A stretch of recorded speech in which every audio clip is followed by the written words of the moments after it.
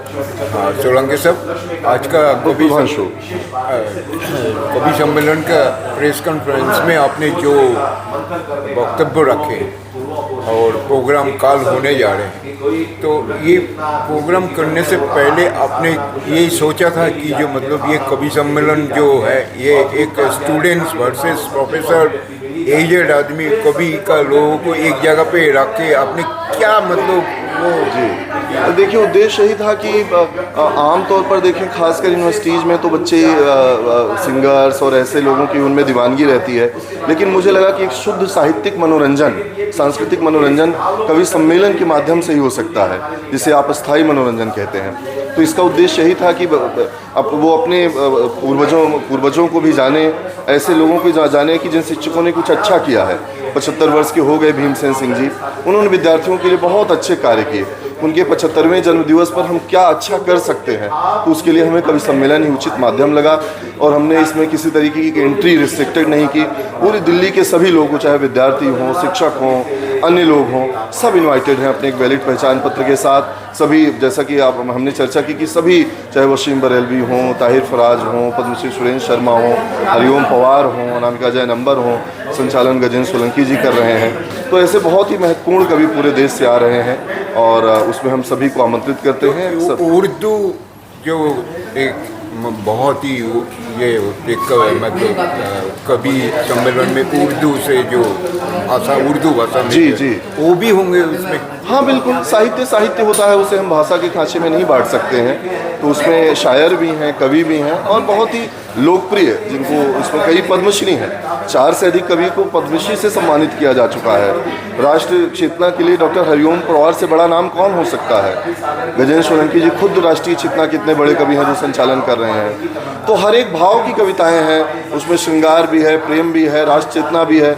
हमने कवियों के चयन में ध्यान रखा कि हर एक रस से हो, हंसी भी हो, वेदना भी हो और राष्ट्रीय चेतना भी हो, हर एक भाव के कवि हैं। तो पुराना के साथ नया भी आएगा। बिल्कुल, कुछ नवोदित कवियों को भी हमने मौका दिया है, जैसे सूरजमणि जी हैं, प्रियांशु गजेंद्र जी तो नवोदित नहीं है लेकिन वो नए नाम है, बहुत अच्छा लिख रहे हैं, तो उनको भी हमने मौका दिया है। हास्य की दुनिया में शंभू शेखर जी एक बड़े नाम हैं, वो भी आ रहे हैं। तो ऐसे कवि भी हैं और वरिष्ठ कवि भी हैं, तो दोनों का हमने एक संगम बनाया। जी, आप जो कल प्रोग्राम जो होंगे उसका अवधि मतलब जब तक सब लोग ना हो जाए तब तक, मतलब हाँ, वैसे हमने जो समय सीमा निर्धारित की है रात के 10 बजे तक की।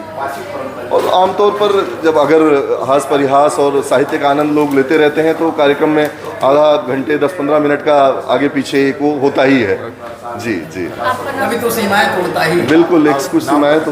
मेरा नाम डॉक्टर प्रभांशु ओझा है, मैं महासचिव हूँ खुशहाली फाउंडेशन का और किरोड़ीमल कॉलेज का एक्स जनरल सेक्रेटरी हूँ और अभी हंसराज कॉलेज में असिस्टेंट प्रोफेसर हूँ। बताइए अपना नाम बताइए। मेरा नाम गजेंद्र सोलंकी है, मैं एक कवि हूँ और इस कार्यक्रम का जो हो रहा है आज प्रेस कॉन्फ्रेंस में आपने जो कुछ भी बोला है जी, तो ये दिल्ली वासी के लिए ये प्रोग्राम रखा गया? नहीं, कोई नहीं, कोई कहीं से भी आ सकता है। कोई ऐसा प्रोटोकॉल नहीं है इसमें कि कौन श्रोता तो कहीं का भी हो सकता है। जिसको कवि सम्मेलन सुनने का शौक होगा, आनंद लेना चाहेगा, वो आएगा कहीं से भी। एनसीआर में दरअसल बहुत ज़्यादा दूरी से तो कौन आता है। तो ये समय सीमा की कोई बात, समय सीमा का कोई ऐसा वो नहीं है, लेकिन क्योंकि 4 बजे का समय दिया गया है और उसके पश्चात रात्रि भोज की भी व्यवस्था की गई है, तो एक समय सीमा वैसे रहेगी 4-5 घंटे के करीब कुल कार्यक्रम का। आपका इसमें जो कवि सम्मेलन हुआ उसमें नया पुराना दोनों ही रहेगा? हाँ, दोनों कवि हैं, दोनों तरह के कवि हैं। तो 3-4 नाम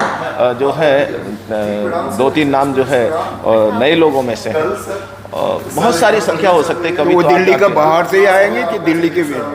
दिल्ली के हैं, कुछ बाहर से हैं, कुछ बनारस से, कोई कहीं उत्तर प्रदेश से या और भी कहीं से अलग अलग जगह से। तो ये पूरा प्रक्रिया करने में आपको बहुत समय लगा होगा? और दरअसल क्या है कि एक ये टीम वर्क होता है, कोई एक अकेला व्यक्ति इतना बड़ा आयोजन नहीं कर सकता। और खुशहाली संस्था के जो सभी वॉलंटियर्स हैं, पदाधिकारी हैं, वो बहुत समर्पित भाव से इसमें लगे हैं।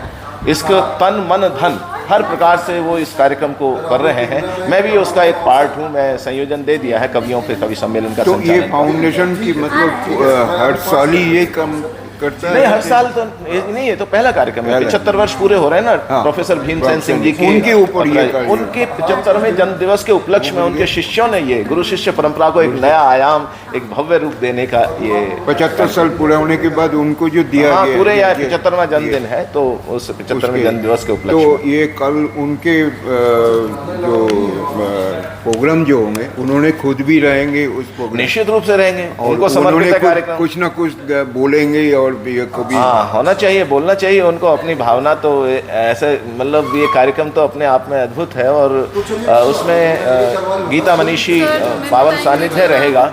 पावन सानिध्य गीता मनीषी महामंडलेश्वर ज्ञानानंद जी महाराज जी का भी पावन सानिध्य और आशीर्वचन रहेगा, वो भी अपने आप में। और उसके अलावा डीन ऑफ कॉलेज अपने बलराम पाणी जी रहेंगे, और भी लोग यहाँ विशेष लोग। Thank you very much.